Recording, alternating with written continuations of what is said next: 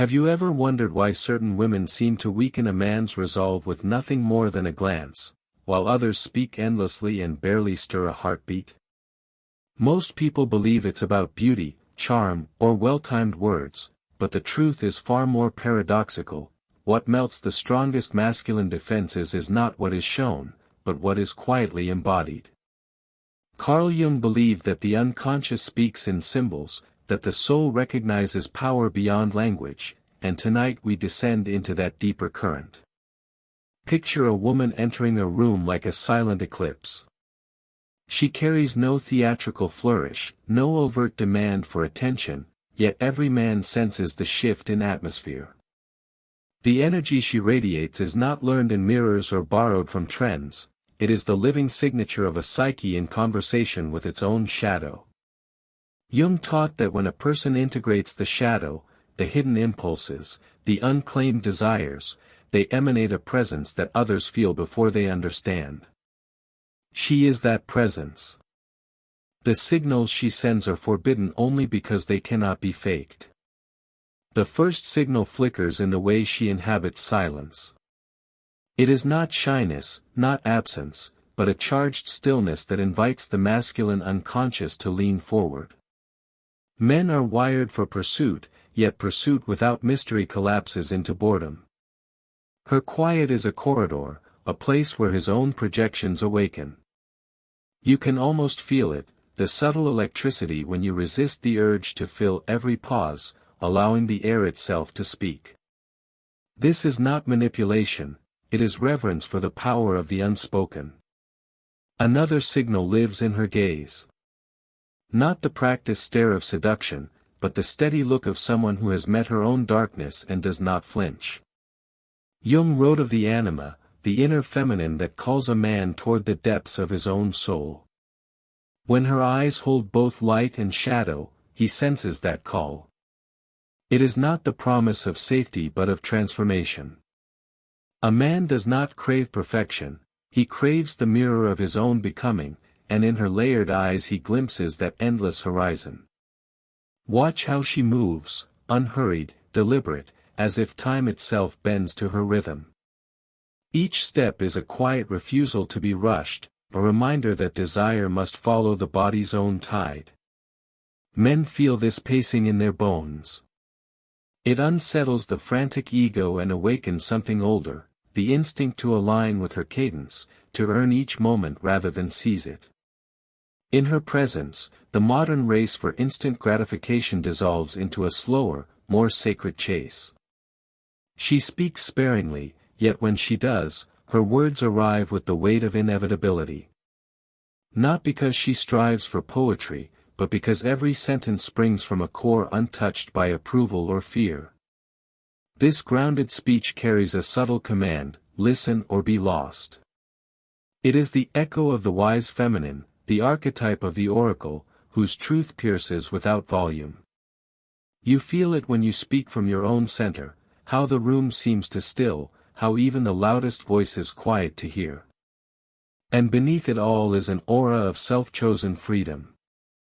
She does not signal availability, she signals sovereignty. Her life is full, her path self-directed, her heart open yet unattached. A man senses this independence as both challenge and invitation. He knows he cannot cage her, and that knowledge ignites his deepest respect. The forbidden signal here is not in what she offers, but in what she will never surrender, the right to remain whole. The atmosphere around her becomes a quiet gravity, and he feels it before he can name it. It is the silent pull of a woman who carries her own depths like a private ocean, an energy that does not ask but simply exists. Jung would say that she has stepped beyond the persona, the mask the world expects, and now walks in communion with herself. Such integration cannot be imitated, it is the slow alchemy of shadow and light, patience and reckoning, until the soul becomes whole. Men sense this wholeness as both comfort and challenge. The comfort lies in its steadiness, a sense that nothing superficial will sway her. The challenge lies in the mirror she holds up to their own unintegrated parts. Her presence calls to the hidden anima within them, the inner feminine they have ignored or feared. He may not understand why he feels an ache that is part attraction, part recognition, but he cannot turn away. Her stillness deepens the effect. In a culture addicted to noise and constant explanation, her silences speak with almost elemental force. A man leans forward without knowing why, drawn to the echo of his own unspoken thoughts. She does not rush to fill the air, she allows it to vibrate, to stretch, to become a living canvas where his imagination awakens. Here mystery is not a tactic but a truth, an acknowledgement that the richest parts of the psyche cannot be packaged into quick confessions. When she chooses to speak, her words land like stones across a river, deliberate and irrevocable. She speaks from the center of her being, from the place Jung described as the self, where opposites reconcile. Her voice carries a resonance that bypasses logic and travels directly to the unconscious. He hears not merely the content but the cadence, the quiet authority of someone who has wrestled with her own shadows and emerged whole. Each phrase becomes a subtle initiation, a signal that he is in the presence of depth. Her body language is an unhurried tide. Nothing about her movements begs for attention, yet everything commands it. She does not perform seduction, she lives it in the way she occupies space. Shoulders relaxed, breath steady, she creates an unspoken invitation for the masculine to slow, to align, to abandon the frantic tempo of modern desire. In her rhythm he senses a different clock, one older than time, one that insists intimacy must be earned rather than seized. But the most potent signal is her sovereignty. She is not waiting to be chosen, she is choosing her own path, moment by moment. Her independence is not a posture of defiance but the natural expression of a soul already complete. This is the paradox that weakens even the strongest man, he cannot claim her, yet he longs to stand near the flame of her freedom. He recognizes, if only unconsciously, that true partnership exists only between two beings who belong first to themselves. You can feel this power when you refuse to collapse into someone else's expectations. When you carry your own dreams, cultivate friendships, and walk a road that needs no validation, the air around you changes. Men sense it without a word. It is not a wall but a magnetic field, the very force that invites a deeper pursuit. Such presence is not achieved overnight. It is the fruit of shadow work, of meeting every fear and desire with uncompromising honesty. It is the glow of a woman who has entered her own underworld and the night around her feels almost ceremonial, a quiet temple built of breath and heartbeat. Every gesture she makes, turning her head, tracing the rim of a glass, letting her hair fall like a veil, carries the density of a symbol. To the masculine psyche, symbols are invitations from the unconscious. Jung knew this well, the soul reads archetypes long before the mind forms words. He would say that in her movements, the archetype of the lover and the high priestess mingle, awakening a man's instinct to revere what he cannot fully name. Men drawn into this current experience a subtle disorientation. Their ordinary strategies, wit, bravado, charm, slip away in the face of her calm. She does not need to outshine the room bends quietly toward her. He begins to notice his own breathing, his own gestures, as if some deeper rhythm is calling him into alignment. This is no performance on her part. It is the natural consequence of a woman inhabiting her body with sovereignty, as though every step is an act of self-possession. Her silence does not merely hold space, it becomes a mirror. In it, he encounters fragments of his own shadow, desires unspoken, fears unnamed, longings he has buried under duty and distraction. Where others might rush to comfort or entertain, she lets the stillness linger. That lingering invites him into the very tension Jung described as the crucible of transformation. He feels both exposed and exhilarated, as if standing at the threshold of a dream he has sought without knowing. When she finally speaks, her words strike with the inevitability of falling stars. There is no haste, no nervous filler. Each syllable arrives from a depth that has nothing to prove. It is the voice of someone who has walked through her own darkness and returned with light. He listens not for information but for resonance.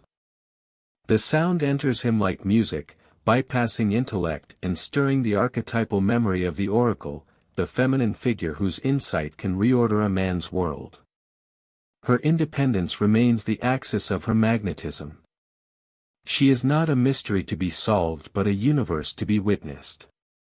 She chooses her friendships, her art, her solitude with a devotion that asks no permission. To him this autonomy is both invitation and challenge. He must meet her as an equal, not a captor. Something in him knows that to stand beside her he must confront his own unfinished growth, his own dependence on external validation.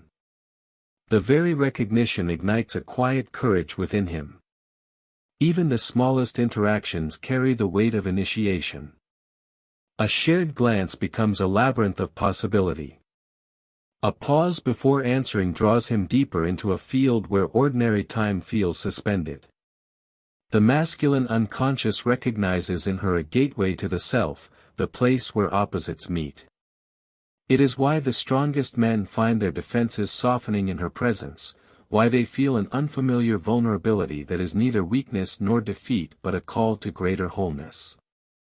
You can sense this power when you honor your own boundaries, when you allow silence to become a language, when you move through the world with unhurried certainty. The forbidden signals are not tricks, they are the natural radiation of a woman who has embraced every fragment of herself. They cannot be taught like steps to a dance, they emerge when the dance is already inside you. Her magnetism is not a spell but a state of being, shadow and light reconciled. The atmosphere between them deepens into a charged stillness, like a twilight where every sound is amplified and every heartbeat carries meaning. He senses that to move closer is not merely to touch her skin, but to step into a landscape that will change him. This is the essence of archetypal attraction, where the encounter is less about romance and more about revelation. Jung would say that the anima within him, the inner feminine, has awakened and begun to speak through the magnetism she embodies. Her presence works on him like an ancient tide. Without effort she bends the tempo of the room. Conversations around them grow softer, the hum of ordinary life fades. He finds himself slowing, breathing more deeply, noticing textures and subtleties he usually overlooks. It is as if her rhythm has tuned him to a different frequency, one where instinct and spirit are no longer divided. He cannot tell whether it is her eyes, her silence, or something vaster that holds him, only that the effect is undeniable. She carries herself with a sovereignty that refuses to shrink.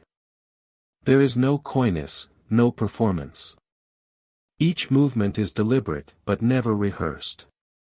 The simple act of reaching for a glass or turning her face toward the light reveals a confidence that exists beyond approval. In that quiet authority, he feels both invited and challenged. To stand beside her, he must step into his own unclaimed strength. The space she maintains is not distance, it is the sacred ground of her own being. She offers companionship but not captivity, intimacy but never ownership. This is the signal that unsettles even the most certain man, the recognition that she is whole without him. Far from discouraging, it draws him closer, because it awakens the deep masculine urge to meet, not to conquer, a woman who is already complete. When she speaks, the cadence of her words seems to bypass his conscious mind. Her voice is low, unhurried, carrying echoes of shadow work and self-knowledge. She does not tell him who she is, she allows him to experience her essence. Jung described this as the power of the symbol, where meaning lives beyond definition. He listens not to gather facts but to feel the resonance, the quiet gravity that calls him inward. Around them, the world feels slightly altered. Time elongates, details sharpen. He notices the flicker of candlelight, the scent of rain drifting through an open window, the subtle warmth of her presence beside him. These impressions root themselves in memory because they are charged with archetypal energy, the sense that something eternal is happening in an ordinary moment. The forbidden nature of her signals lies in their authenticity. They cannot be forced or faked. They arise from the long work of embracing every hidden corner of the psyche, the wounds, the longings, the power and the vulnerability. She has met each fragment of herself and carries them now as quiet strength. That integration radiates outward, reaching him before a single word is spoken. You can feel this same current when you refuse to chase validation, when you nurture a life so complete that love becomes an expansion, not a rescue. It is not a technique but a transformation. Men sense it instinctively, the difference between someone seeking approval and someone embodying her own myth. As he stands in that charged stillness, he knows that whatever unfolds will not be possession but initiation. Her presence does not demand surrender, it invites awakening. The night stretches like a dark velvet river, and the world beyond their quiet orbit seems to fade into a distant hum. He feels himself drawn inward, not toward conquest but toward revelation. This is the unseen current of the archetype at work, the call of the anima stirring through every breath she takes. Carl Jung believed that when a woman embodies her integrated shadow, she becomes a living bridge to a man's own unconscious. That bridge now stands before him, unspoken yet undeniable. Her presence carries the rare balance of softness and immovability. She does not yield to the anxious pull of validation, she is already complete. Every gesture, lifting a cup, tucking a strand of hair behind her ear, pausing before a reply, signals a woman who belongs entirely to herself. This sovereignty unsettles and captivates. He senses that any step closer must come from choice, not possession. In that recognition, the restless urge to dominate dissolves into a deeper yearning, to meet her as an equal soul. Silence remains her ally. It is not emptiness but a resonant field where his own hidden thoughts begin to surface. The longer the quiet lingers, the more his imagination awakens, weaving stories and symbols around her presence. She does not rush to break it. She knows that desire, like a rare perfume, needs space to unfold. Each pause becomes a sacred chamber where meaning gathers strength. When she does speak, her voice carries the low timbre of someone who has walked through fire and returned with embers of wisdom. Her words are few, yet each lands with the weight of inevitability. He listens not for information but for the way those words vibrate through him, stirring something older than memory. It is the language of the unconscious, where reason bows to archetype and metaphor becomes truth. Her body moves with an unhurried grace, as if she answers to a rhythm older than the clock. Even the act of shifting her weight or turning her gaze feels intentional, though never contrived. This slow cadence invites him to drop the frantic tempo of modern desire and align with something primal. In her presence, he feels time stretch and deepen, each moment an ocean of possibility. The most powerful signal, however, is the quiet certainty of her freedom. She stands complete, not waiting for rescue, not bending toward approval. He realizes, with a jolt both thrilling and humbling, that she will never trade her wholeness for attachment. This recognition does not drive him away, it awakens a respect so profound it borders on devotion.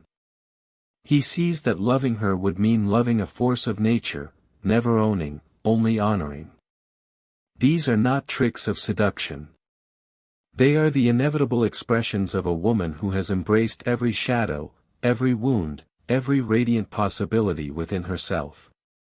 The forbidden quality lies in their authenticity. They cannot be rehearsed because they are not performance, they are being. Jung called this individuation, the slow, courageous work of becoming one's full self. She has done this work, and it shines through her like moonlight on deep water. You can feel this same electricity when you live from your own center. When you cultivate a life rich with purpose and refuse to shrink for approval, mystery becomes your natural fragrance. Men sense it before a word is spoken. It is not manipulation, it is the magnetism of a soul that knows itself. The hours slide into a dreamlike hush, and the world beyond them feels distant, almost imaginary. He senses that every movement, every breath in her presence, draws him closer to a truth he cannot name. This is the culmination of the archetypal dance, where attraction is not a chase but an initiation. Jung wrote that when a woman lives in harmony with her shadow and her light, she becomes a living symbol of the self, calling others toward their own wholeness. Tonight, that call vibrates through the very air between them. Her magnetism no longer startles him, it steadies him. He realizes it is not about beauty or words, but about the profound integrity with which she inhabits herself. There is no gap between who she is and what she shows. This congruence is rare, and it disarms the usual defenses of the masculine ego. The need to perform, to conquer, to possess, these impulses dissolve like mist in morning light. What remains is reverence, a quiet longing to be fully present, to match the authenticity she embodies. Her silence continues to be a sacred language. It does not demand, it allows. In that spaciousness his own unspoken truths begin to surface. He hears echoes of forgotten dreams, long-buried fears, the subtle music of his own anima calling him inward. She offers no commentary, no interruption. The restraint is not coldness, it is trust in the process of becoming. Through her stillness, he meets himself. When she speaks, her words fall like slow, deliberate rain. Each syllable carries the resonance of someone who has faced her depths and emerged luminous. The meaning of her sentences is less important than the vibration they release, a reminder that real connection bypasses intellect and travels straight to the soul. He listens not to answer but to awaken. Her movement remains unhurried, each gesture a small act of sovereignty. She is attuned to an internal rhythm that no external force can disrupt. Even as she stands close enough for him to sense the warmth of her skin, there is an invisible boundary that cannot be crossed without consent. That boundary is not a wall, it is a declaration of selfhood. It says, I am whole. I invite, but I do not yield my essence. The effect on him is transformative. He no longer seeks to impress, he seeks to reveal. He finds himself sharing thoughts he has never voiced, speaking from a place beyond pride or fear. Her presence makes this vulnerability feel not like risk but like liberation. In her eyes he sees acceptance without possession, recognition without judgment. This is the forbidden alchemy, the union of freedom and intimacy, the space where desire and respect become one. You can feel this same power when you cultivate a life anchored in self-knowledge. When you choose your path without apology, when you honor silence as much as speech, when you embrace every hidden fragment of your being, you radiate an authenticity that cannot be counterfeited. It is not about making anyone weak, it is about embodying a strength so pure that it invites others to lower their armor. As the night deepens, he senses that loving her will never mean owning her. It will mean standing beside a force that expands him, challenges him, draws him toward his own highest self. And she, luminous and unbound, understands that the greatest intimacy is not found in merging but in choosing, again and again, from a place of wholeness. This is the final revelation of the forbidden signals, they are not gestures to